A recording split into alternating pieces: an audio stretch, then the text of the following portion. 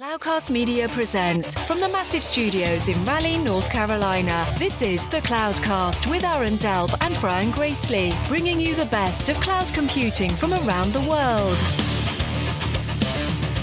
Good morning, good evening, wherever you are, and welcome back to the Cloudcast. We are coming to you live from the massive Cloudcast studios in Raleigh, North Carolina. Aaron, 2025 is upon us. You and I doing a show for the first time for the year. How was your holiday break, man? How are things? Good. It was good. We went on ski vacation. The kids have been begging us for years, and we took them skiing. And I guess it was success because, after 2 to 3 days of snowboarding, they were able to get down the greens without crying and fussing too bad. And it was good. That's a thing. It was good. So yeah. Now you just got to make sure they don't decide to give up, all career plans and just want to become right. Go live in a van and that's right. More years of you paying for their ambitions and stuff. Exactly. Well, cool. Well, we are going to touch on a subject that I feel like years ago we used to cover a lot because, for those of you who have listened for a long time, Aaron and I, at least in terms of pockets of this thing, one of us was always felt like we were changing jobs, right? Like we were changing jobs. We were talking about changing careers. Things have been a little more stable for a while. I feel like we haven't necessarily, you just changed jobs recently, but it'd been, multiple years throughout that and so forth. But for good or for bad, 2025, we have been getting a lot of people reaching out, both, back channel to us, our network, we're reading stuff and things about kind of the job market in 2025. And this is a rollover from 2024.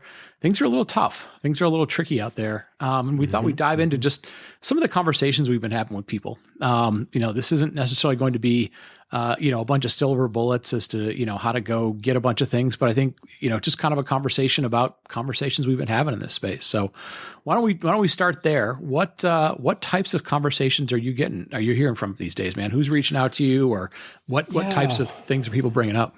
I think the biggest thing right now, it's no secret in our industry, there was, a combination of a bunch of layoffs, as well as a lot more competition for the roles that are out there. And because of that, I think the entire industry has shifted pretty hard in the last 12 months in how to go about a job, how to compete for a job, how to interview for a job, even how to evaluate opportunities. We've given a lot of career advice on the show in the past before, but I think a lot of it has changed just because of the macro of the world.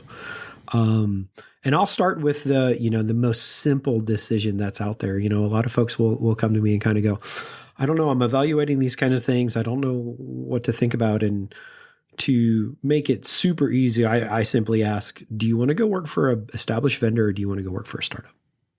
Right? Because that kind of goes, how much risk are you willing to take on in 2025? Yep. Because I think, the vendor path, well, no, don't get me wrong. A lot of the vendors are doing layoffs. So there's a certain amount of risk with that. But there is a stereotype that I believe is true, that vendors, for the most part, more stability, and startups definitely more risk. So yeah, well, and I think that would sort of extend not just to vendors, but sort of established. Let's just say established companies versus startups, right? Because you could say, hey, look, I'm a software developer in the banking industry. I've been working for a channel reseller or whatever. It doesn't have to be vendor. Right? Yeah, any of those sort of things. There's so many things out there, right? Yeah. No, that's. I think. One of the conversations you and I used to have a lot was, and again, this has been the weird part I found the last year or so in talking to people, is I thought, you and I have been doing this for a little while. People can take a guess how long we've been doing this, but we've been doing this for a little while. I thought some of the conversations we were having were very kind of age specific, right? So we had, friends and colleagues and past colleagues that were like, hey, I've been, doing this for, multiple decade and a half, whatever. I'm in some sort of senior role, senior principal role, or senior manager. Maybe they were a director, senior director, and they had gone through some stuff. And I thought, okay, well, this is going to be the conversation we have with people who are like, I don't want to drop down a level. I have certain financial requirements. I like a certain lifestyle, whatever that might be. You've got kids going to college.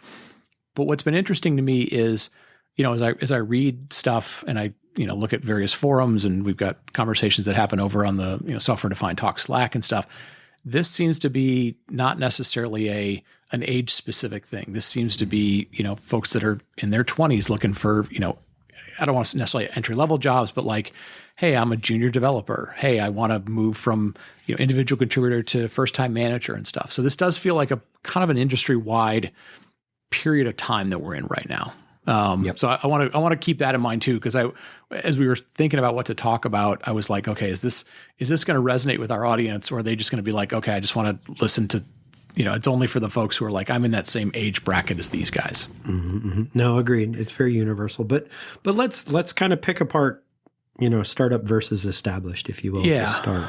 Well, in the past, we've kind of given this, guidance of like, hey, startups are good if you want to take a chance. Startups are good if you want to learn a lot in a very quick amount of time.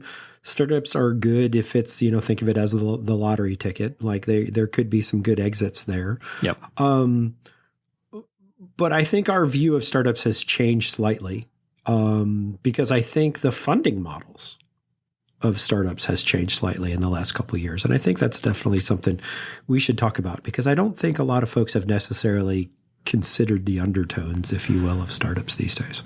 Well, I think there's a couple of things with startups. First and foremost is, and some of this is, you learn this in the industry, and some of this is like, we just don't talk about it enough, right? So the two things that jump out at me with startups is, number one, the vast majority of them, and this is over the last 25 years, right?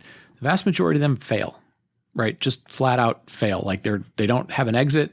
They run out of money. They might've been the greatest idea in the world. They just didn't execute. The vast majority of startups in tech, but also in a lot of businesses, fail because starting a successful business is really hard, right? And we don't really talk about that, except when we tend to talk about like VCs and we go, oh, well, their portfolio is going to have a handful of losers and also a few big winners, right? So I think that's always really important to remember. And I think the other piece of it is, unless if your goal of this is like, I want to, I'm willing to sort of like do all the things that you hear about with startups, like really long hours, very stressful. You're going to be understaffed. It's, kind of a lot of David versus Goliath situations from a competitive perspective in the marketplace.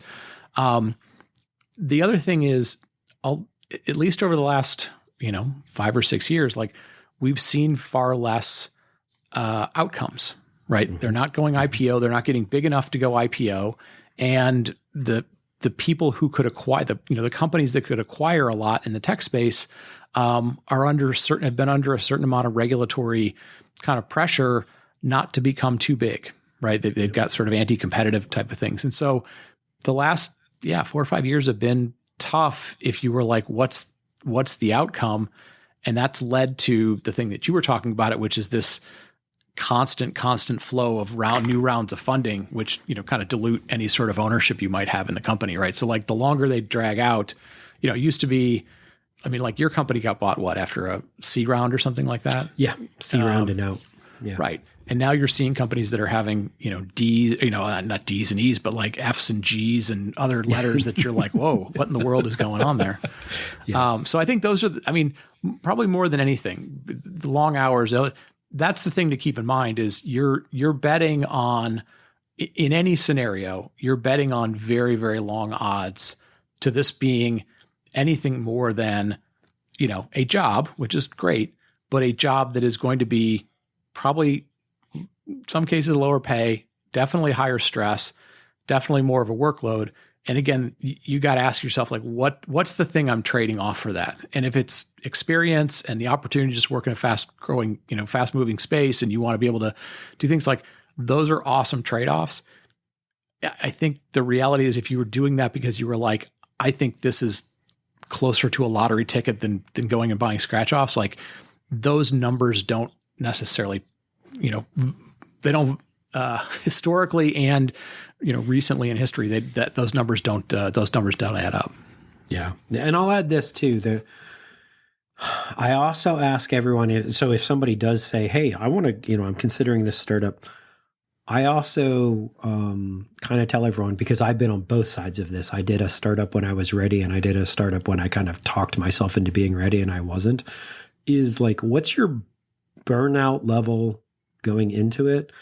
And is your house in order? And what I mean by that is, if you're going to go do a startup and you're going to go do the long hours and you're going to, put down your head and just work for a couple years, make sure your family's good with it. Make sure your life is in a place where, honestly, like your hobbies and all those other things are like, I don't know, like you don't have the house that needs a bunch of work on the side. Like you need to be ready to focus. And there might be a certain amount of get your house in order, get your head in the right place, get ready to charge, because it's, your battery level, if you will, is going to be highest the first day you start. And it's only going to go down.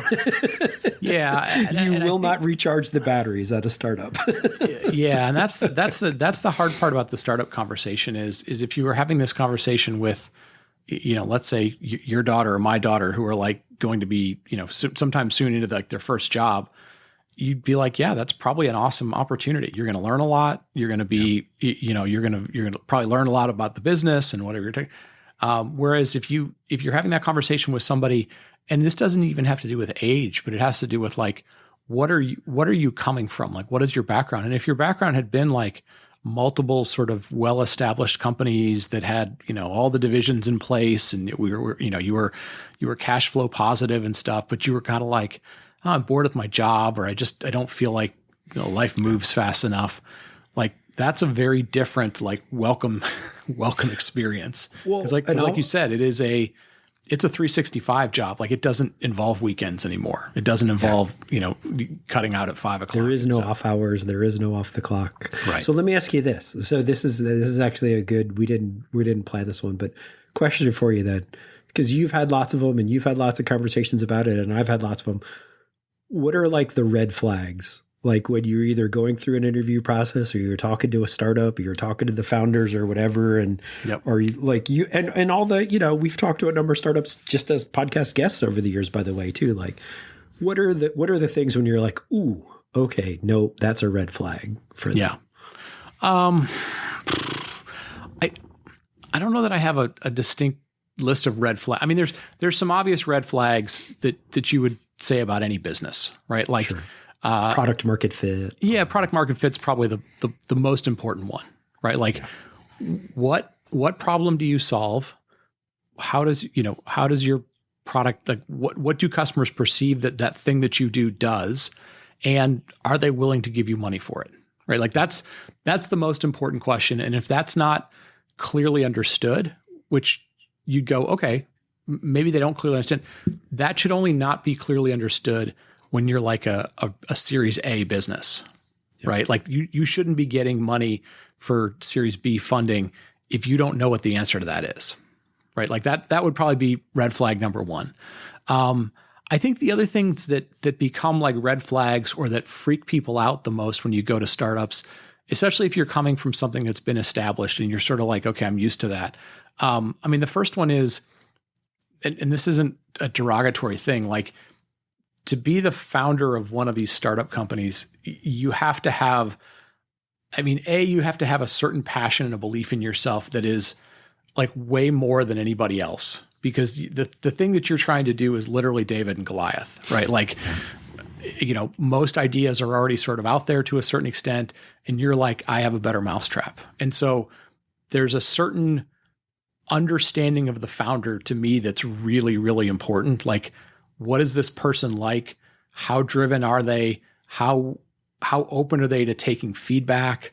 Is this their first one? Because if it's like their second or third one, they will distinctly have like a God complex that, like, I am smarter than everybody else. I know what's going to happen. Like, to me, that's the founder piece of it is really important. And I don't want to say it's a red flag, but like, they're a different breed of people that are willing to be a founder and take on sort of them against the world.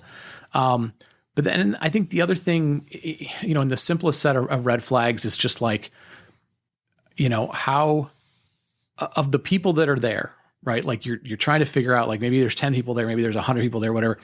Like, are you going into an environment in which the clicks are already there? Because a lot of times with startups, it's like these 10 people all used to work together. They know each other. It's sort of like walking into a friend group and you don't know the inside jokes.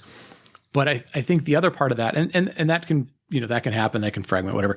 But the other thing is like how, and this is hard to figure out in an interview, but like how well do they deal with stress, right? Like what kind of people are they when things are normal, and what kind of people are they when things are stressful? Because that's your world is going to mostly be them under stress. And you're trying to figure out like, are they somewhat rational, right? They're going to ask you for a million things, but are they somewhat rational about things? Or do they go into sort of freak out mode? And you have to ask yourself, like, do I want to live in freak out mode all the time? Like that somebody else is creating for you, not the market, not your product. Like those to me are probably the three biggest things. Yeah. Does anybody want the product? Does it solve a problem? What's the founder like? And how do the people that are there that you're going to work with, how do they deal with stress? Yep. Agreed. So I'll flip it around. There's also like the stable side of the business, and with stable places, there's still red flags there too. Like absolutely. I'll give you, a couple, and then you can chime in on a couple too. Like I think one of the biggest ones, like especially with a lot of the stable businesses, is what we're starting to see more and more. And again, like the same way we saw like a lot, like early time startups, it was like A round, B round, C round, burn for IPO, burn for sale, whatever. And that's extended now. What you're seeing in stable companies now is a little bit more of the opposite, short-sighted to meet the quarterly goals. And like we've all seen the companies, especially with the layoffs this last couple of years, of like, honestly, those layoffs is like lay off a bunch of people this quarter and then hire a bunch of people back in a quarter or two. And so you're starting to see different behaviors than say, 10, 15, 20 years ago in tech. And that's just kind of capitalism at work at times. But so where it goes into my career advice though is like, whenever possible, try and get into the core business, right? Like if it's something somebody's spinning up, ask a lot of questions, because now that might be funded for a year, might be funded for, 6 months, might be a science experiment. We're going to hire a few people, see what happens. And oh, by the way, we'll just let them go. And there's lots of, just because it's a stable company doesn't mean it's a stable role. Yeah. I think there's two pieces in there that you highlighted. I'll kind of put a spin on them. The first one is, and again, this is the interesting thing. And I think we covered this on a couple of shows. Like, the tech industry, we have a short memory for stuff. But we've gone from this long period of low interest rates, lots of innovation, maybe not necessarily always successful companies, but like a very, very long period of what people would call like peacetime. Right. And this is like a, quote from out of The Godfather and so forth. But like things have been pretty nice, if you will. Like companies have done relatively well, and there's been lots of innovation, lots of opportunities. And we're now kind of in when things kind of get tough, people call it sort of like wartime, because people are more on edge, the time cycles are shorter and all that stuff. So I think that's part of sort of understanding it. And you're kind of highlighting it like we're back into that shift, right? Like expectations are higher and shorter. I think the other piece that you were saying, as far as, like where, if you're trying to get into someplace, the simplest way to think of it is just draw a line between like where the company makes money and how far away your job is going to be from that making money. Whether that's, and that doesn't mean like everybody has to take a job in sales, right? But it means like, maybe you're not in sales, maybe you're on the product side of something, or whatever, but like, you don't want to be like 7 or 8 groups removed from where money actually gets made, or the primary chunks of money get made for the company. Because those are the groups they have a very hard time justifying what they do, right? They're like, well, we're a support group for this function that does, and it's like the further away you get from the source of money, either making the money or collecting the money, do one of those sort of Kevin Bacon things, like how many degrees from making the money are you? And if you're 4, 5, 6, then, those are the jobs that people are always like, every year it's like, do we keep that group around? Does that group get funded? And those are probably hard things to ask on an interview, but it's worth sort of asking, because you can you can get yourself into a constant churn if you get yourself too far away from that. Yes. And I'll give everyone a couple prime examples. So I went through interview process this year, and I actually did, and this was one of those, I actually interviewed at a couple startups, and, in hindsight, I actually got down to an offer at 2 of them and turned them down because I think it was one of those, I was just in that spot where I was like, you know what? I'm just not ready to make that charge right now. But I won't name names, but I will simply say I was potentially going to be head of product marketing for one of their divisions. And, great. Sounds like a nice big bump up and all of those. But then you start asking some questions. It's like, well, what portion of the business is this? And they're like, well, even though it kind of looked like it was the majority of the business, it turns out it was only like 20% of the business. And, the other product lines were making up much more, and it was much, less. And I was like, okay, what happened to the previous head? And they're like, oh, well, they moved over to take over the big product line. And so it was basically like, other people had moved on and they were kind of filling this one. And it just felt like, it on paper, it looked like an awesome opportunity. But when you started to uncover and ask a lot of questions, I was like, I don't know. It was a little too far removed for the money in that instance. And I was like, you know what? This is going to be too hard, like no matter what they're trying to tell me. Well, and I think, I think what happens is, and you and I used to have this conversation a lot, when we were 10 years ago, for whatever, you're going to go through this period. And this is a little different conversation if you're in a role today and you're thinking about like, well, what else could I do? Like maybe I want to do something else. It's a very different conversation if you're somebody who's like, man, I've been looking for stuff for 3 months, 6 months, 9 months, and I'm not finding anything. What do you do? And I think to a certain extent, the answers are probably a little bit different, but I think the framework that we used to talk about was the same, which is we tend to go into job searches with a list of stuff that we're looking for, right? Like it's like, who's the company? Like, are they a good company? Is this an interesting role? What's the title? What's the scope of responsibility? How much money does it make? And in your mind, you're like, I want an A+ in all those things, right? I want to work with good people. I want to work with a company that's well respected and treats their people well. I want to get paid a lot. I want, a big title and blah, blah. And or maybe it was like, I don't want to travel a lot, or, whatever it was. And the conversation we always used to have was, we were like, which couple of those are the most important to you? And if you can't get those things, if they're not there, is that a deal breaker? And I think more than anything, as I talk to people, again, whether you're a 45-year-old person saying like, hey, I got laid off and I've been sitting here for 6 months and I don't know what to do next, or you're 27 and you're like, I want to change jobs. I think you've got to figure out the capacity to say, yes, I would like the best of everything, but the reality is there's almost no jobs that are the best of everything. And I'll give you the simplest of examples, right? Like, let's say you were the CEO of whatever company, right? Some company that does $1 billion a year in sales. And you might go, God, I'm making a ton of money, right? I've got great responsibility. I've got a great title. And then you would be like, but am I willing to work 365 days a year, basically be on call 24/7, potentially have legal responsibility if I sign off on the end of year quarterly thing and it turns out that it's wrong, like you could go to jail because you're an accountant made a mistake. And oh, by the way, like there are going to be 15 people in your company that are constantly hoping to get your job and might stab you in the back. And you're like, oh, wait, so that job may not, I might not want to do all those things. And that's kind of an extreme example, but you could apply that to being a product manager, being a director of marketing, being, a senior engineer or whatever. And I think you and I had that conversation probably more than anything else when we were comparing, like, think I should take this job or not? And I think people struggle with that a lot. And I don't know a way to quantify it, but that ability to say, what if I don't get one of those things? What does that mean? And yes. I think that's the mindset that people have to kind of get a little bit. Agreed.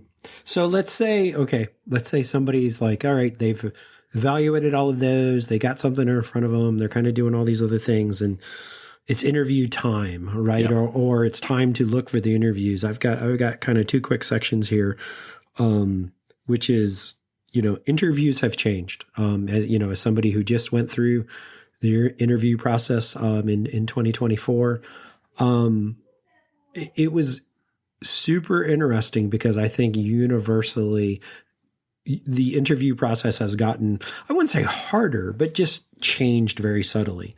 You need to be on top of your game. You need to know who you are. And what I mean by that is like, think of it instead of, I don't know, maybe there was 20 applicants or 30 applicants for a job. There's 200 or 300 applicants now. Yeah. And so what is the unique differentiator you bring to the market?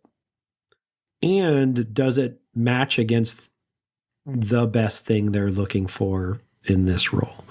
And I'll give you another, for instance, I interviewed head of product marketing at a company. It was kind of midway between, I'd say mid-sized company, right? Yep.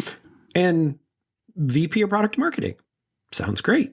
I would, get into the role, and you and I actually had a conversation after like my first interview. I was like, all they did is ask me demand gen questions the whole frickin' time. Like, and at the end of the day, what they were really looking for is somebody with a demand gen background, with a PLG marketing background, not traditional product marketing, but they labeled it as product marketing.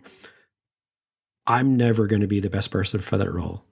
Yep. And you just move on. You know what I mean? Like, it is all about finding out what is your strengths, in your particular area of discipline, and does it match up against their golden candidate? Because you're going to be up against sometimes hundreds of other people. How do you stand out? Yeah. Yeah. So. And I mean, some of that's always been the case. Without a doubt. Right. But I think it's more so just from the sheer number of candidates now, whether it's AI, whether it's the market. I think. Well, and part of that's because there are so many tools now to be able to go find jobs anywhere. Part of that's because, and again, this gets back to like, work from home versus return to office and stuff. But, but the ability to be like, I don't have to necessarily be in a specific city opens up a bunch of that competition. I think the other thing that's sort of interesting in the new interviewing process is how much it becomes a homework assignment. Yes. Right? How much it becomes we're not going to just do like 6 interviews in which they're going to ask you questions and tell me an example of, you've done this, or, give me let's say this is your scenario. What would you do? They're literally like, I want to see examples of your work. Or not even examples of your work. In a lot of cases, it's, you could bring them examples of your work and they go, that's fine. That's nice. Here's literally a problem that we have, and we want you to solve the problem for you. And those are interesting because, in a short period of time, you may know your domain really well, but you don't know their company very well. You don't know exactly what their style is for, like, are you a 6-page memo kind of company? Are you everything's in PowerPoint kind of company? Are you, writing me a piece of code kind of company, whatever that might be. And I think for that puts some stress on people because they're not necessarily used to that, or they're not sure. And I think to a certain extent, like the interview process is becoming much more like almost like a go-to-market process. Like, how would you go to market with yourself? Yep. And for a lot of people, especially in the technical domain, their years of being like, marketing is dumb, marketing is useless. All of a sudden it's like, oh, marketing is a survival skill that you have to have. And that's hard, because if it's not a natural thing to sell yourself, because you're just like, well, I've always been pretty good at stuff and I could figure it out and I'm good. That might be part of the struggle that people have, is that they don't know how to go to market themselves. And by that, what I mean is, how do you position kind of like you said, how do you position yourself as solving their problem, not necessarily, talking about yourself, all those sorts of things. So that actually, now that I think about that, actually would probably be a pretty good topic for a show, as to maybe we could use ourselves as a guinea pig. Like, how would we go to market ourselves? No, and here's another one. I'll give you another, for instance, from this last year. I went through, again, it was one of the startups. I think it was 10 interviews. It was bordering on 10 interviews I had to do. Leading up to, last one was an interview with the CMO. And I had to create a 30 or 45-minute presentation, pitch it to the CMO, and it was exactly that, of like an analysis of our product outside looking in, our go-to-market, how would you change all of it? How would you change our messaging? And oh, by the way, it was me and I think 3 other candidates. And yeah, at the end of the day, I mean, now you've got the CMO kind of basically sourcing how to get better from the candidate pool, if you will. Yeah. And you know what? And I've had other friends that are like, they walked away. They're like, I'm not doing their homework for them. And I'm like, look, I get it, but that's the game now. Yeah. Unfortunately, like I've seen very heavy interview process of like either a lot of interviews or a lot of homework. You know, I had a buddy that got a PM job at AWS, and he literally spent almost a week on a project they gave him. Like he took off work, took vacation, and took a week off to study and for his AWS presentation. Yeah, I mean, I almost wonder if like, and this sounds terrible, but like, you know, and we used to say this like earlier in our career, like, hey, you should kind of always be interviewing, right? Because you know, maybe you're going to be in a job for 2 years and you're 3 years or whatever. But like, I do think, given just a little bit that we've been talking about how interviews have changed and how the expectations of the interviewing process has changed, like if you shouldn't just be like, I'm just going to go interview with some company and just sort of see what it's like, because you know, the reality is just like you would do as a resiliency exercise, you know, like say with your network or something, or with your application, you know, like life might come at you fast, right? And whether you're a startup founder or you're a mid-level manager, like we've had plenty of friends who have been like, dude, my group just got replaced, right? Yeah. So that may not be a terrible idea to say, like, look, one of the things I'm going to do this year is I'm going to go interview somewhere else. And again, you know, you can pick and choose how close to your industry you want to do, but just to sort of figure out what the new processes look like. Right. Chaos monkey for your career. Yeah. Let me throw out one last thing, because we've been going quite a while, but this is sort of one of our favorite topics. And I know you and I have dealt with this both firsthand and secondhand. You are looking for some job, you find out about something, or somebody reaches out to you and they go, hey man, or gal, you're really smart about some stuff. We'd love to have you part of the team. And you go, okay, cool. Tell me more about it. Like, and they go, well, it's a this kind of role in this company. And your first thought is like, that's unusual. Cause like, I wouldn't think of that company as being, you know, needing that thing. That's not really their MO. And they go, well, that's a good observation. We're going to change the culture of the company. This is going to be an opportunity to change the company. If you hear that, what is your initial thought? It's a trap. I will simply say, unless I have one caveat or one exception to it, unless they've done a full-on swap of everyone from the CEO down. Like it is an entire new C-level exec leadership change out run. And the reason why I say that is because it's even more work than working at a startup, because you're hired to basically be the change agent or on the change agent team. And I'll give you, again, another, for instance. I mean, enough time has gone by, I can probably say it. You know, in Solid Fire, my company was hired by NetApp, right? Like we got hired in and we were the cutting edge, all flash storage, and, you know, the ONTAP system was old and blah, blah, blah, blah, blah. And they brought us in and they gave us the pep talk and said, we're going to change the culture here. And yeah, that didn't, it was, you know, all the old ONTAPers were like, you know what, we're just going to wait you out because we bought another company a couple years ago and ran them into the ground. And I would say, I don't have a stat, I'm making this up, 85-90% of the time, it's a fucking failure. Just run. And that might be lowballing it. It's I think I saved this till the end. We use it as sort of the butt of a joke. The companies You love to won't write change the world. companies love to write press releases about, either acquiring people or acquiring a leader, and they're going to change the culture of places.